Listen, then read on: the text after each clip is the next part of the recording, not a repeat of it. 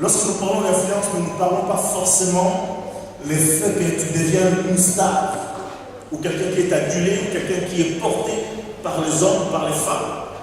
Mais quand on parle de l'influence, on peut être dans le secret et influencer énormément du monde. On peut être non pas exposé sous la lumière, néanmoins exercer une influence certaine. Le Dieu que nous servons aimerait que son peuple puisse réellement influencer. Dimanche prochain, nous allons aborder un sous-thème que nous connaissons où Christ va dire: vous êtes le sel de la terre. Mais aujourd'hui, permettez-moi de nous ramener un peu à l'origine, de nous ramener un petit peu au commencement. C'est tellement important. Donc aujourd'hui, le sous-thème, c'est créer pour influencer. Tu as été créé pour influencer. Est-ce qu'on peut lire ensemble? Tu as été créé pour influencer. D'accord. Certainement, tu te regardes, moi, oui, toi, tu as été créé pour influencer. Regarde-toi tel que tu es. On ne regarde pas tes chaussures, mais regarde-toi, tu te regardes à l'intérieur et tu dis: j'ai été créé pour influencer. Allons-y. J'ai été créé pour influencer. Vous êtes trop gentils aujourd'hui, là. Personne ne crie plus fort, on est vraiment. Gloire au Seigneur. Genèse chapitre 1, verset 26 à 28. Genèse chapitre 1er, versets 26 à 28. La parole de Dieu déclare ceci. Dieu dit, faisons l'homme à notre image, selon notre ressemblance, pour qu'il domine sur les poissons de la mer, sur les oiseaux du ciel, sur le bétail, sur toute la terre, et sur tous les reptiles qui rampent sur la terre. Dieu créa l'homme à son image. Il les créa à l'image de Dieu, hommes et femmes, il les créa. Dieu les bénit et Dieu leur dit, soyez féconds, multipliez-vous, remplissez la terre et soumettez-la. Dominez sur les poissons de la mer, sur les oiseaux du ciel et sur tout animal qui rampe sur la terre. Chapitre 2, toujours de Genèse. Nous lisons le verset 7 et le verset 19. La Bible déclare au verset 7. L'Éternel Dieu forma l'homme de la poussière du sol. Il insuffla dans ses narines un souffle vital et l'homme devint un être vivant. L'Éternel Dieu forma l'homme de la poussière du sol de la terre. Il insuffla dans ses narines un souffle vital et l'homme devint un être vivant. Nous lisons le verset 19. L'Éternel Dieu forma du sol tous les animaux de champ et tous les oiseaux du ciel. Il les fit venir vers l'homme pour voir comment il les appellerait, afin que tout être vivant porte le nom que l'homme lui aurait donné. Nous allons dans le Nouveau Testament, Matthieu chapitre 19, verset 4.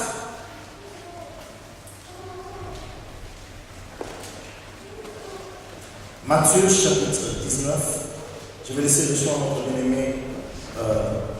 Il est là, frère Dieudonné, si vous voulez bien lire pour nous. Matthieu chapitre 19, verset 4. Merci beaucoup. Il répondit, n'avez-vous pas lu que le Créateur, au commencement, fit l'homme et la femme, et qu'il dit, c'est pourquoi l'homme... Non, juste le verset, tu peux répéter le verset 19. Juste celui-là, s'il te plaît. Verset 4. Le verset 4, oui, merci. Il répondit, n'avez-vous pas lu que le Créateur, au commencement, fit l'homme et la femme? N'avez-vous pas lu qu'au commencement, Dieu fit l'homme et la femme? Pour que nous puissions vivre pleinement l'influence, nous avons besoin de faire une marche en arrière.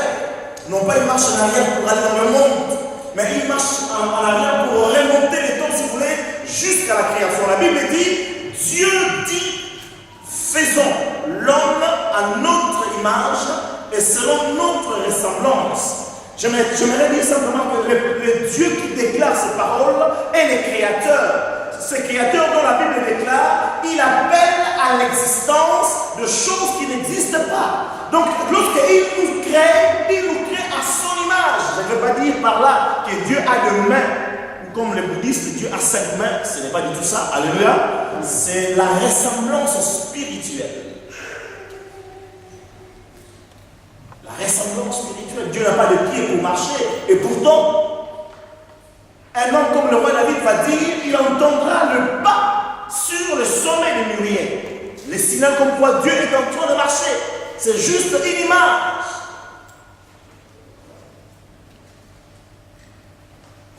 Amen. Amen.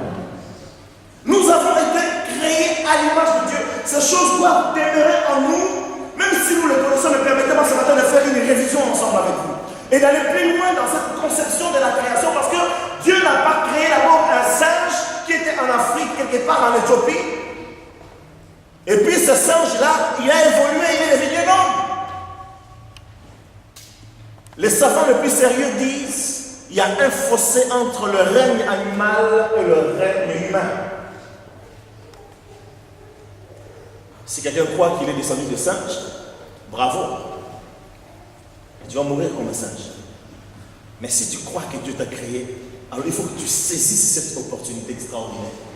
Tu n'as pas été créé à l'image d'un ange, fut-il Gabriel ou Michael, mais tu fus créé à l'image de Dieu Tout-Puissant. Amen. Amen. Rien que cette vérité à elle seule, elle suffit à motiver notre cœur, à nous enorgueillir, entre guillemets, dans le bon sens du terme, et à être rassuré au fond de nous.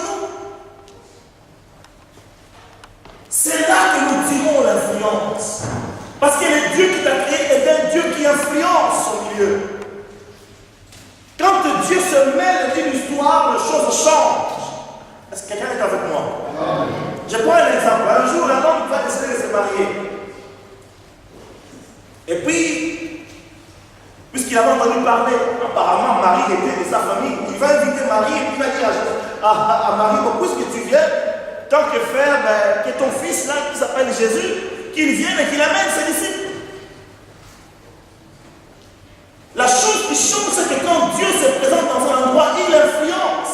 Lorsque Jésus arrive à cette fête, vous connaissez l'histoire, la Bible dit qu'il n'y avait plus de vin. Et Marie, connaissant qui était son fils, il va dire, Jésus, ils n'ont plus de vin. Là où la fête devait s'arrêter, là où la joie devait arriver, le Seigneur a ramené quelque chose. Là où la fête devait s'arrêter, le Seigneur rallonge la durée. Alléluia. J'aimerais dire simplement, si Dieu se mêle, si nous comprenons que notre Dieu influence, alors rappelle-toi que toi, tu as été créé à son image.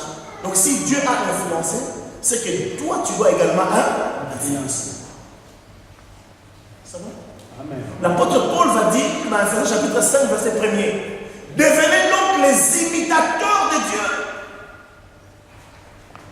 Aujourd'hui, la balle est dans notre camp. Et Dieu aimerait que nous puissions saisir cette opportunité-là, cette balle-là au bon, et que nous puissions commencer à influencer notre monde. Tout se passe dans notre mentalité, mais tout se passe quand même dans la compréhension que nous avons des choses de Dieu.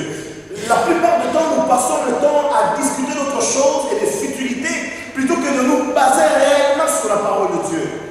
Alors, ça c'était pour introduire un peu mon message, pour vous amener plus loin. D'ailleurs, vous remarquerez que lorsque Dieu va créer l'homme, il va dire qu'il domine. Alors, nous allons voir trois éléments, j'en ai retenu que trois éléments déterminants dans ta création. Quand Dieu t'a créé, il y a trois choses qui déterminent, qui feront que tu peux devenir influent ou influente. Que tu sois homme, femme, enfant, jeune, vieux, peu importe. Il n'est jamais trop tard pour devenir un homme influent. Oh. Il y en a qui disent que non, le temps est passé, il n'y a plus de choses à voir. Bon, si j'étais jeune, j'irais encore à l'école. Mais en France, on voit des personnes de 77 ans qui passent encore leur bac parce qu'ils avaient loupé leur bac. Alléluia. C'est vrai ou c'est faux? Ça fait sourire certaines personnes. Mais ce n'est pas trop tard. Alors, j'aimerais te dire que ce n'est pas encore trop tard. Tu peux encore influencer. Alléluia. Quel que soit ton âge. Je suis allé à Angola et j'ai vu ma cousine qui est aujourd'hui peut-être 50 et quelques années, qui répare à l'université. Je dis, il faut avoir du courage. Mais elle y va, elle est en train de faire le droit. Il n'est pas trop tard. Il n'y a que toi, si tu te regardes dès que tu te dis non, c'est fini, je dis non. Dieu t'a créé, non pas pour passer ton temps, excusez-moi l'expression, à chauffer le banc de l'église, non pas simplement à être un homme présent à l'entreprise, qui travaille du matin au soir et qui rentre. À la fin de ta vie, tu vas regretter, bien-aimé. Mais Dieu t'a appelé à influencer. Quel que soit l'endroit où tu es, tu peux réellement influencer ton monde.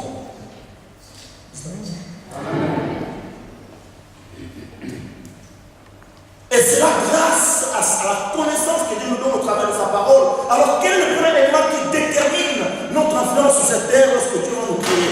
La première chose, tu as été créé selon la pensée de Dieu. Tu as été créé selon la pensée de Dieu, mais une pensée exprimée. La pensée n'est pas restée que dans le cœur de Dieu, mais il l'a exprimée. La Bible dit, faisons l'homme à notre image. Ce qui me plaît dans cette réalité, c'est que Dieu va poser la question à Job. Dieu va poser la question à Job en disant, lorsque j'ai créé le monde, qui était mon conseiller? Qui s'élève et qui me parle. Dieu s'est conseillé à lui-même. Dans sa sainte Trinité, il a dit, faisons l'homme. Alors si ça peut te rassurer, cette vérité implique quoi? Tu n'as pas demandé à naître. C'est pour cela d'ailleurs la Bible dit, malheur à celui qui dit à ses parents, pourquoi m'avez-vous mis au monde? Vous me suivez? Parce que ce ne sont pas vos parents qui ont décidé que tu naisses, mais c'est Dieu qui a décidé que tu viennes au monde. Est-ce que vous comprenez cette réalité? Oh! Il y en a qui disent, bah oui, mais mon père et ma mère étaient d'accord, ils sont mariés, puis je suis venu au monde. Oui. Mais tu existes parce que Dieu l'a voulu. Combien y a-t-il pas de gens qui veulent que leur enfant naisse, mais l'enfant ne vient jamais? Ou alors l'enfant vient de naître, juste au lendemain de sa naissance, l'enfant s'en va. Mais si tu existes, c'est parce que Dieu l'a voulu. Tu as peut-être souffert du paludisme si tu viens de l'Afrique. Tu as souffert de la grippe si tu es ici de l'Europe, parce qu'on a quelle autre maladie, mais tu as survécu jusqu'à aujourd'hui parce que Dieu l'a voulu. Est-ce que vous me suivez? Amen. Je ne sais pas si vous réalisez.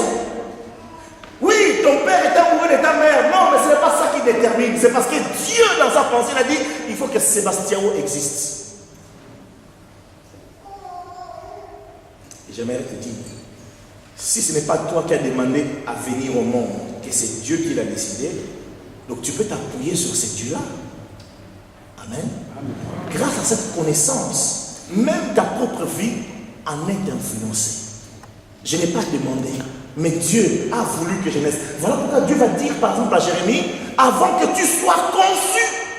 Hein? Là, on revient dans la pensée de Dieu. Donc, avant que la maman de Jérémie tombe amoureuse du papa de Jérémie, Dieu le connaissait déjà. Ah non, non, non. Alléluia. Même si ton père vient de l'Afrique et que ta maman vivait en Europe, mais Dieu savait. C'est pour cela qu'il faut te réjouir si tu es noir. Et il faut se réjouir si tu es blanc. Alléluia. Je croyais que j'allais voir des gens sourire, mais non. Alléluia. Récemment, j'ai vu un monsieur qui dit, il parlait de lui, de ses sœurs. Il dit, mais ma soeur, quand on est né, elle était plus sombre, mais maintenant elle est plus claire. Et puis il va manger, mais dommage. Moi je dis, ah bon, dommage. Elle est contente d'éclaircir sa peau. Et puis il y en a à l'inverse. Ils sont tellement clairs de peau qu'ils disent, bon, on va passer quelques temps sous les UV. Comme ça, la peau elle change un petit peu quand même, on est un peu trop crémeux.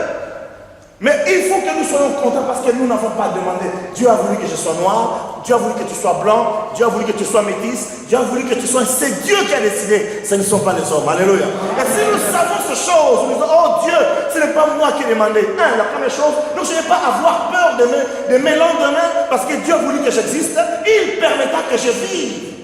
Et le jour il dira que bon, tu retournes au ciel, mais je retourne au ciel. Ce n'est pas un sorcier qui viendra dire à Dieu, oh Dieu, j'ai raccourci ce jour. Ça n'arrive qu'à ceux qui n'appartiennent pas à Jésus. Amen. Quand quelqu'un rentre dans la vie avec Christ, il retourne au commencement. La Bible dit, au commencement, Dieu dit. Ce n'est pas l'oncle de la famille, ce n'est pas le magicien ni le franc-maçon de l'Europe ou d'ailleurs, mais c'est Dieu qui a dit que tu existes. Alléluia. Mais si tu sais ces choses, tu dis non, non, non, je suis dans la pensée de Dieu. Et qui peut m'enlever dans la pensée de Dieu? Frère Jacques, quelqu'un peut rentrer dans ta tête, enlever ta pensée? L'homme blanc, ou l'homme en général, n'a pas encore inventé cette machine-là.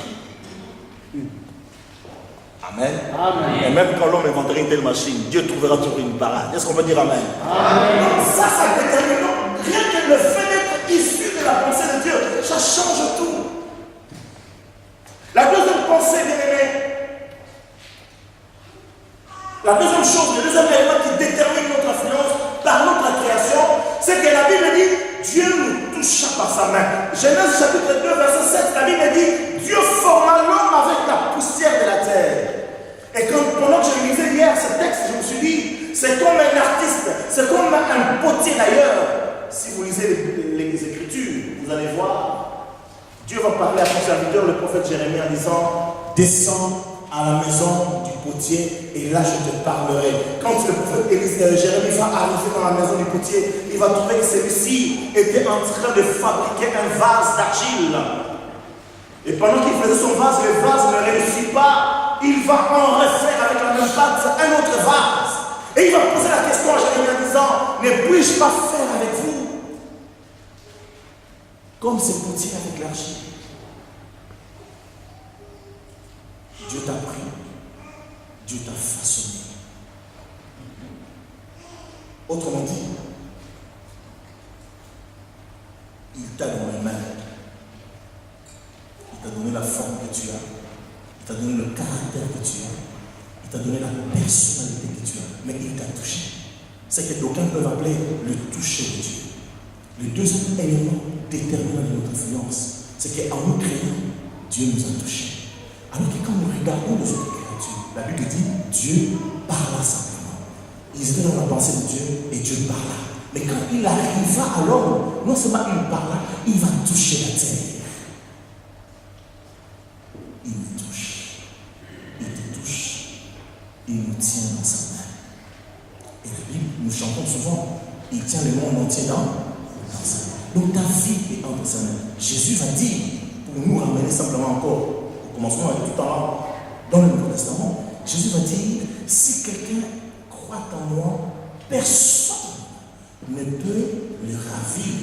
Parce que mon Père qui les garde est plus grand que tous. Nous sommes là dans le creux de sa main. Amen. Amen. Nous chantons un chant ici à l'église qui dit quand le soleil, au creux de ton cœur, au creux du cœur de Dieu, de la main de Dieu, c'est là que ta vie se trouve. Et quand Dieu te touche, c'est que toute ta personnalité est empreinte de son toucher.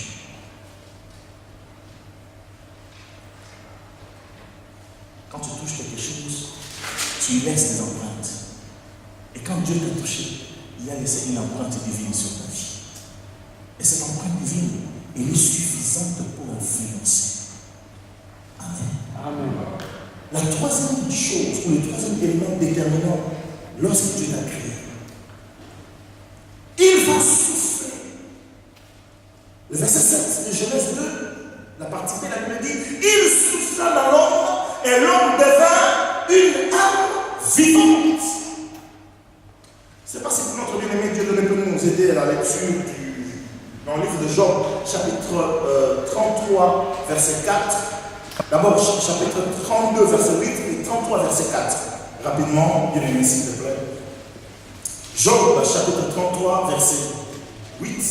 Chapitre 30, pardon, verset 8 et 33, verset 4.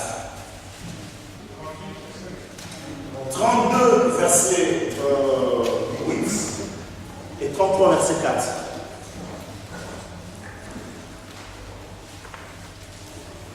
Mais en réalité, dans l'homme, c'est l'esprit, le souffle du Tout-Puissant qui donne l'intelligence.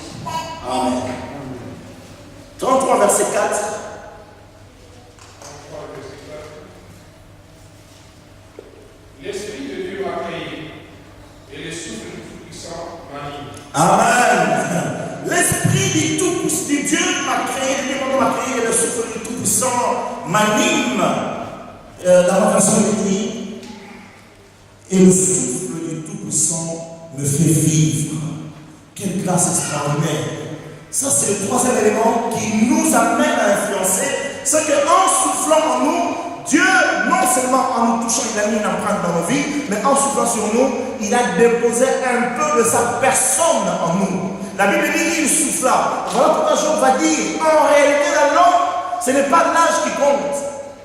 Ce n'est pas l'expérience professionnelle qui compte. En réalité, dans l'homme, c'est le souffle du Tout-Puissant qui peut amener à changer, à influencer ton environnement. Parce qu'en soufflant dans ta vie, l'homme est devenu également une âme vivante. L'homme est devenu un esprit. Alléluia. Oh, alléluia. Et l'esprit, bien-aimé, on ne peut pas le quantifier et on ne peut pas le cataloguer. Jésus va dire, celui qui est né d'eau et d'esprit est semblable au vent. On entend le bruit, on sait d'où il vient, mais on ne sait pas d'où il va. Il en est comme un peu de celui qui a reçu le Seigneur Jésus-Christ. Quand Dieu a soufflé en nous, son souffle nous fait vivre pour nous permettre d'influencer tout autour de nous. Voilà pourquoi il est important non pas de se baser sur sa propre force, mais de se rappeler que nous sommes aussi esprits. Souvent, certaines personnes à la fête disent, cet homme-là, c'est un esprit. Hein. Ça veut dire qu'il est insaisissable. Lorsque Dieu t'a créé, il t'a fait de sorte qu'on ne puisse pas te mettre dans un catalogue, on ne puisse pas te cadrer dans un cadre. Non, tu es incadrable. Et quand quelqu'un est incadrable, les gens chercheront à être comme lui. Vous êtes là? Amen. Je ne sais pas, depuis que je suis en train de parler, si tu t'es déjà posé la question, est-ce qu'il y a des gens qui cherchent à être comme moi?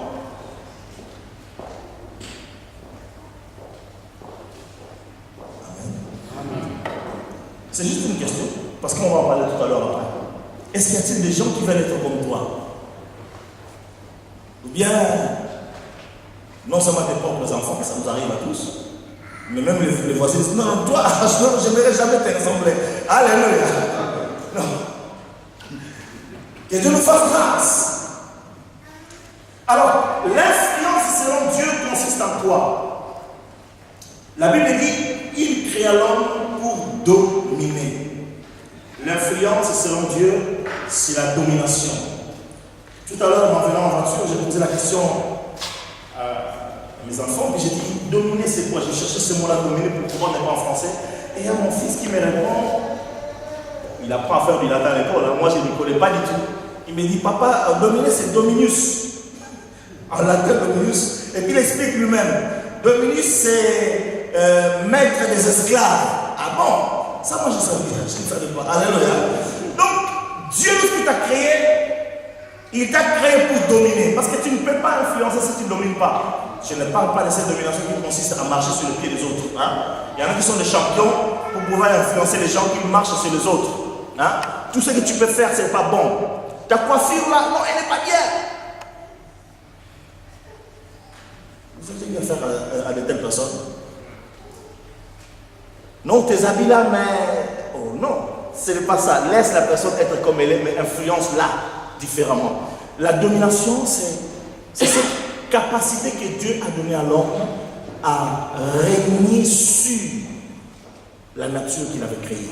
C'est grâce à cette domination que l'homme aujourd'hui, vous êtes avec moi? Amen. Un exemple humain, terre à terre. Tel que Dieu nous a créé, nous n'avons pas des ailes comme les anges. Donc si quelqu'un dit, bon, je vais monter sur une montagne pour pouvoir planer un peu, qu'est-ce qui va arriver? Il va s'écraser, n'est-ce pas? On va le ramasser pour l'enterrer. Amen. Parce que tu n'as pas été créé pour pouvoir voler. Mais lorsque nous avons la domination, c'est que tu peux être amené à maîtriser la pesanteur. Et comment? Alors l'homme a trouvé la solution, l'avion. Parce que lorsque nous volons, bien aimé, ce n'est pas naturel du tout. Mais à cause de la domination que Dieu a mise en l'homme, l'homme est arrivé à aller au-delà de la loi naturelle. Parce que Dieu lui a dit, tu domineras. Vous me suivez? Amen. À cause de cette parole-là, aujourd'hui, l'homme peut aller plus vite que la lumière en allant sur la lune ou en allant explorer d'autres horizons. Dans les endroits où l'air n'existe pas. Mais il a la capacité de créer un environnement avec de l'air. Pourquoi? Parce qu'il a la domination. Je ne sais pas si vous arrivez à comprendre. C'est-à-dire que là où impossible humainement de faire quelque chose, l'homme est en train d'arriver à faire des choses. Je prends un autre exemple qui s'est passé ici à Strasbourg. Si ma mémoire est bonne, c'est ici que a eu lieu la première opération à distance. Les professeurs étaient aux États-Unis, non, ici je crois aux États-Unis ou inversement, et les malades étaient ici à Strasbourg. Mais à partir des États-Unis, les docteurs étaient en train d'opérer la personne à travers les machines. Si tu vas trouver un certain Indien Maya, il va dire mais ça c'est la sorcellerie Maya. Alléluia. Non mais l'homme l'a fait. Et l'homme n'a pas demandé à un ange d'aller opérer l'homme qui est malade là-bas. Non, il l'a fait. C'est la domination. Est-ce que vous me suivez? Et quand tu as en toi compris que Dieu m'a créé pour dominer, écoutez, en lisant ce texte, le prophète Jérémie est en train de pleurer. Il cherche sa maman. Alléluia. Il s'appelle Jérémie. C'est un vrai prophète. Alors, revenons pas. Alléluia. Je ne sais pas si vous pouvez l'aider. Regardez, s'il vous plaît. Merci.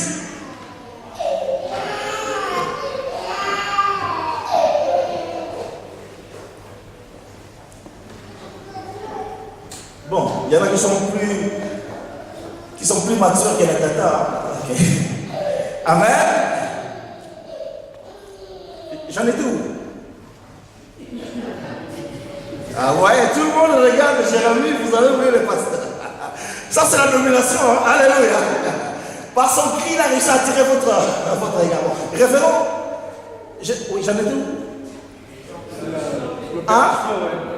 Ah, l'opération, ça vous a marqué, hein? Non, mais juste pour dire que si l'homme est capable de faire de telles choses, c'est que tu es capable également de dominer ton monde. J'ai voulu simplement dire ceci. Dieu n'a pas dit tu vas dominer sur les hommes. Dieu a dit domine sur le poisson, sur la mer, sur la terre. Alléluia. Dieu n'a pas créé l'homme pour être dominé par un autre homme. Ça s'appelle l'esprit de domination, qui est satanique, qui n'a rien à voir avec Dieu. Mais dans l'influence de Dieu, c'est qu'il a destiné à ce que tu maîtrises la nature qu'il a faite. C'est pour ça qu'il y a des hommes qui sont capables de dompter des lions, que nous allons voir dans le cirque. Naturellement, l'homme et le lion ne sont pas des amis. Vous me suivez? D'ailleurs, de temps en temps, il y a des accidents, comme ce millionnaire mexicain qui avait un lion dans son appartement. Un jour après, on l'a retrouvé juste du sang et quelques membres qui traînaient quelque part. Parce que ton argent ne va pas te donner la domination sur le lion. Mais quand même, l'homme arrive de temps en temps à dominer. Vous allez dans un pays comme l'Inde, vous allez voir des gens qui s'amusent avec des cobras, avec, je ne sais pas moi quel autre type de serpent. Ben, parce qu'ils ont réussi à apprivoiser ces choses-là à cause de la domination. Et quand tu arrives à dominer ton environnement, tu peux arriver à influencer les autres. Alléluia. Lorsque la première personne a réussi à voler avec un avion, il a donné les idées à tout le monde. Vous me suivez? Icare s'est brûlé les ailes. N'est-ce pas? Mais l'avion existe quand même. La première personne en a payé par sa vie, mais les autres en ont pris la graine. C'est l'influence. Il a dominé pendant un temps au moins, et les autres ont dit non, non, non. Si tel l'a fait, c'est que je peux aussi le faire. Vous me suivez? Quand tu apprendras à contrôler, à dominer ton milieu, les autres diront, mais si un tel l'a fait, pourquoi pas moi? Vous êtes là? Amen. J'aimerais que nous sortions de ces choses qui nous maintenons dans un état statique en disant, nous sommes comme ça, nous allons vivre comme ça, et nous allons mourir comme ça. Bien aimé, moi j'aimerais faire partie de ceux qui vont influencer Strasbourg. Amen. Et j'aimerais que l'Église fasse partie des églises qui vont influencer Strasbourg. Amen. La deuxième chose que Dieu va dire, selon lui, l'influence c'est quoi? Multipliez-vous. Moi j'appelle ça l'accroissement ou la croissance. S'accroître ou la croissance. Multipliez-vous. C'est à cause de la domination que tu es capable de te multiplier, de te reproduire. Voilà pourquoi j'ai dit tout à l'heure, y a-t-il quelqu'un qui t'a déjà dit, j'aimerais être comme toi? J'aimerais faire comme toi. Je peux donner un exemple peut-être chrétien, où je me suis retrouvé un jour à diriger une prière et j'entends quelqu'un, et la personne, elle priait à l'époque, elle priait comme moi, avec mes erreurs d'orthographe, mais elle priait comme moi. Vous avez des gens qui imitent les autres, comment est-ce qu'elles parlent? C'est quelque part une influence. C'est-à-dire tu amènes les gens, parce qu'influencer c'est quoi? Tu amènes quelqu'un à faire quelque chose que selon lui il ne pouvait pas faire, mais tu l'amènes à le faire. Alors ceux qui n'ont pas Dieu, hein, notre Père céleste, ils trouvent la source d'influence ailleurs. Bien aimé, nous n'avons pas à aller la trouver ailleurs. Nous l'avons déjà en nous, parce que tu as été créé pour influencer. Amen. Donc la deuxième chose, tu dois te multiplier. Tu dois être fécond. Ça manifeste. Lorsque à travers toi, il y a d'autres toi qui viennent, tu chantes seul, tu arrives à former des gens qui chantent comme toi, tu es en train d'influencer les gens autour de toi.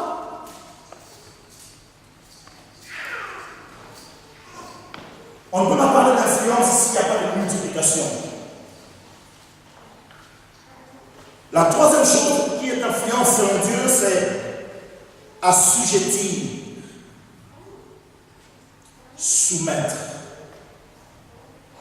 faire en sorte que les gens, que les circonstances, pardon, là je vais parler surtout des circonstances, assujettir les circonstances qui peuvent arriver dans la vie, des choses qui peuvent être un blocage pour toi, mais tu arrives à les soumettre. J'aime les Écritures parce que la Bible dit Dieu fait de nos ennemis notre marchepied. Et lorsque Dieu nous a créés, il nous a donné la faculté d'assujettir toutes choses, de faire que les choses deviennent entre guillemets maintenant nos esclaves. Au lieu que la maladie, toi tu sois assujetti à la maladie, mais c'est la maladie qui t'est assujetti. C'est-à-dire qu'au lieu que tu suives le cycle de la maladie, la maladie suit un peu ton cycle. Autrement dit, tu es capable d'éviter des choses qui arrivent à l'autre. Alléluia. Assujettissez. Je vais terminer mon exposé par quelques conseils pour nous aider à devenir ce que Dieu a vu au commencement. Parce que je suis en train de dire, nous avons été créés pour influencer. Alors, pour que nous puissions vivre la domination nous-mêmes, nous avons besoin de laisser Christ dominer en nous. Parce que, selon Dieu, nous devons dominer sans problème. Mais à cause de la chute, nous avons perdu cet éclat, nous avons perdu cette faculté, cette possibilité. Alors, dans sa grâce, Dieu vient à travers Jésus nous redonner la domination. Ça, c'est la première chose, laisser la domination de Jésus venir en nous. Quand Jésus va venir, il va dire, le royaume de Dieu est proche. Il veut que nous puissions accéder au royaume, mais pour que nous accédions au royaume, son règne, doit demeurer en nous. C'est pour cela qu'il va dire dans la prière de notre Père, que ton règne vienne. Mais d'où est-ce que son règne va venir? Dans le cœur. Est-ce que Christ règne en toi? Tu veux dominer? Tu veux maîtriser ton environnement? Tu veux assujettir les problèmes? Mais est-ce que le règne de Dieu est en toi? Parce que sans Dieu, ces choses-là ne peuvent pas se réaliser dans ta vie. La deuxième chose, nous devons nous attacher à Jésus-Christ. Il va dire dans Jean chapitre 15, verset 5, vous êtes les sarments et je suis le cep. Tout sarment qui s'attache à moi porte beaucoup de fruits. Parce que sans moi, vous ne pouvez rien faire. La troisième chose, le troisième conseil, nous devons être renouvelés dans notre intelligence. Romains chapitre 12, verset 1 à 2. La Bible dit, ne soyez pas, je vous exhorte, pardon. On va le lire, je pense que c'est un peu simple. Je peux mieux en parler. Romains chapitre 12, verset 1 et 2, s'il te plaît. Je vous exhorte donc, frères, par les compassions de Dieu, à offrir vos corps comme un sacrifice vivant, saint, agréable à Dieu, ce qui sera de votre part un culte raisonnable. Ne vous conformez pas au siècle présent, mais soyez transformés par le renouvellement de l'intelligence, afin que vous discerniez quelle est la volonté de Dieu, ce qui est bon, agréable et parfait. Merci. Amen. Amen. Amen. Amen. Est-ce qu'on peut dire Amen de miel quand même? Amen. Ça c'était la meuf féminine, c'est pas de miel ça. Bon, gloire à Dieu. Alléluia. Donc je suis en train de dire que trois conseils pour que nous puissions vivre l'influence selon Dieu en nous. La première chose, laissez la domination de Dieu.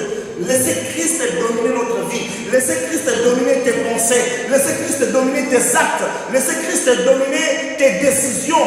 Laissez Christ régner dans ton cœur. Tu ne peux pas régner sur les événements si Jésus ne règne pas en toi. La Bible dit, Jésus est en nous, faisant un ministère en nous. Donc si tu laisses Jésus travailler dans ta vie, alors tu pourras prétendre à la domination, à l'assujettissement, à la multiplication, parce que Jésus est en toi. La Bible dit, je vois en toi, pardon, pas que la Bible dit, en nous il y a la gloire de Dieu. Quand je te regarde, je ne vois non pas tout, mais je dois voir la gloire de Dieu. Et c'est cette présence de Dieu qui fait que toi tu peux dominer, pas par toi-même. Par toi-même, tu vas utiliser la chair. Et quand la chair ne marche pas, ce qui arrive à notre serviteur de Dieu aujourd'hui, ils vont aller trouver un féticheur pour lui donner la puissance pour guérir les gens. Amen. Ce ne sont pas des histoires. Malheureusement, c'est des réalités. Moi, je dis à ces gens-là, mais il vaut mieux être commerçant de manioc que de chercher à aller prêcher la parole de Dieu avec la puissance du diable. C'est terrible. Mais malheureusement, les gens le font. Mais nous avons compris une chose. Viens régner en moi, Jésus. Viens établir ta domination en moi. Comme ça, quand je prononce ton nom, je déclare des choses. Les choses arrivent et je peux, grâce à toi, assujettir. Donc, la dernière chose que je disais tout à l'heure, c'est être renouvelé dans notre intelligence. Un bien-aimé pasteur me disait lors d'une conversation, il dit, tu sais, pasteur, l'intelligence, c'est la faculté à manipuler les informations. Cette parole que je suis en train de prêcher aujourd'hui, il y en a pendant que je prêche d'or, il y en a qui roupillent un peu. Il y en a qui disent, pasteur, tu parles des choses qui sont un peu tellement compliquées là. Tu peux nous parler de choses simples là, du genre, tu vois, tu seras béni, tu seras la tête et non la queue, allez, soyez bénis, alléluia. J'aimerais que nous puissions dépasser ces cadres, que nous devenons des hommes et des femmes influents. Alors écoutons ces choses-là. La différence, disais-je tout à l'heure, c'est que tu peux recevoir les informations, mais elles ne te servent de rien. Ou alors tu reçois les informations et tu arrives à le manipuler pour en tirer avantage. En fait, lorsqu'on a sujetti quelque chose dans l'assujettissement, lorsqu'on a sujetti quelque chose, on l'a sujetti pour notre profit. Je prends un exemple tout simple. Tu vas dans un champ ici en Alsace, tu trouveras des champs de blé. Vous me suivez? Tu prends le blé là, hein, tu prends le blé, mange-en, cru. Est-ce que ça te donnera envie de manger? Mais une fois que tu les grilles, tu les fais passer par tous les processus, ça te donne une farine. Cette farine-là peut te donner quoi? Du beignet, ça peut te donner quoi? Du pain, quoi encore? De la semoule, tout ce que vous voulez, alléluia. Vous me suivez? Quand l'homme a assujetti la nature, nous en tirons profit. De la même manière, quand tu commenceras à manipuler les informations que Dieu te donne, tu vas en tirer profit. Et ce profit-là ne va pas seulement être profitable à toi, mais il sera profitable à l'autre. Ça va? Amen. Je prends un exemple tout simple. Jusqu'alors, les Africains étaient les rois des beignets africains. Quand les Chinois sont venus en Afrique, ils ont étudié le marché. Ah, alléluia. Ah, ils sont sympas, les Chinois. Alléluia. En Angola, j'avais vu tout plein. Et chaque jour là où j'habitais, il y a des camions, je pose la question et je vois des valises. Ils m'ont dit non, mais chaque fois, il y en a qui viennent. Et puis, un mois ou un an après, il y a un autre lot qui vient. Mais ils sont sympas. On m'a amené même dans un marché où j'ai vu les Chinois vendre des choses que les Africains devaient vendre. Bon, j'ai regardé l'exemple parce que ça, je ne l'ai pas vu, mais j'ai vu dans un reportage. Ça s'est passé, je crois, soit à Brazza ou à Kinshasa. Les Chinois observaient le marché, sauf que non, les Africains, du moins du central, aimaient bien les beignets. C'est une information. Qu'est-ce que les Chinois ont fait? Ils ont étudié les beignets africains. Ils ont dit, nous avons obtenu l'information, nous avons maintenant manipulé l'information.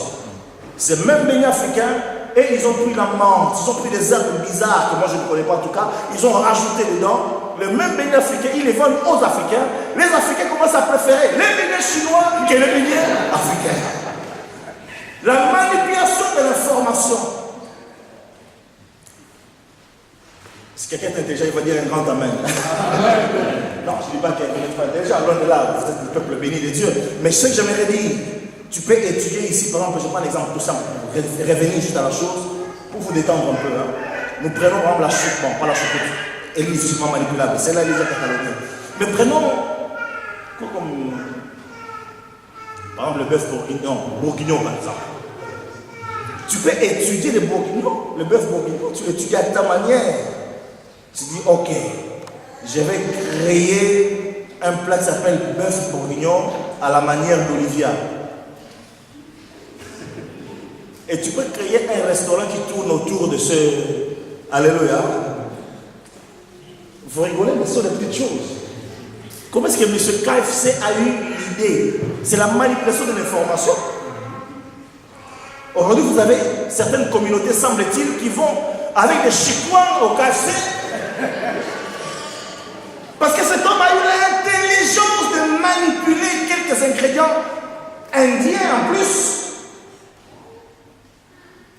Alors Paul nous dit, Soyez renouvelés par le renouvellement de l'intelligence. Apprenons à manipuler ce que Dieu nous donne.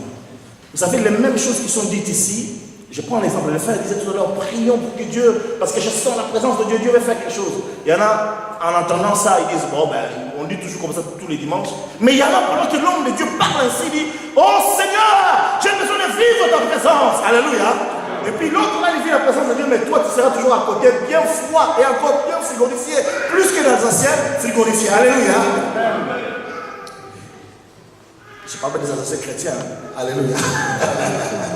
Je veux dire simplement que la même information peut avoir, pourtant si tu la manipules, quelque chose. Vous savez, Jésus disait, il va dire aux apôtres qui ont besoin de la sanctification, Jésus va leur dire, vous êtes déjà purs à cause de la parole que je vous ai annoncée. Quand l'information vient, quand on la reçoit, quand on l'agit, on la manipule positivement, on devient quelque chose d'autre.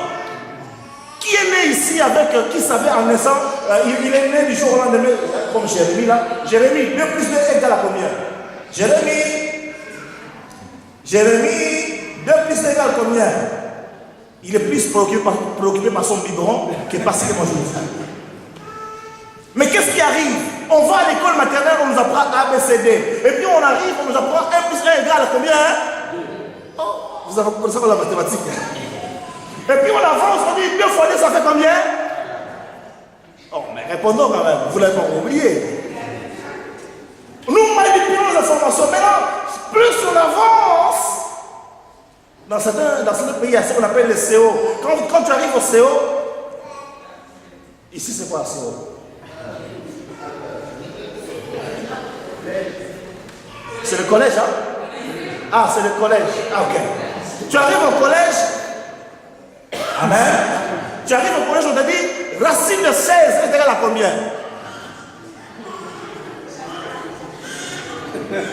Racine de 16, c'est combien? Racine carrée de 16. Mais on n'est pas né avec. Ce sont les professeurs. Hey maman, on n'est pas né avec. Ce sont les professeurs qui nous ont donné l'information. Alors aujourd'hui, Dieu t'a donné les informations que tu as été créé pour influencer. Et dans son optique, il t'a créé dans sa pensée d'abord. Il a utilisé la patte pour t'a touché. Et la troisième chose, il a insufflé en toi un souffle de vie. Pour que tu puisses dominer, que tu puisses assujettir, que tu puisses te multiplier. Alléluia. Si tu restes sur ces informations, si tu les manipules, demain tu seras quelqu'un d'autre. Et le but de Dieu est que demain tu ne sois plus le même, que tu sois quelqu'un d'autre. Que Dieu vous bénisse.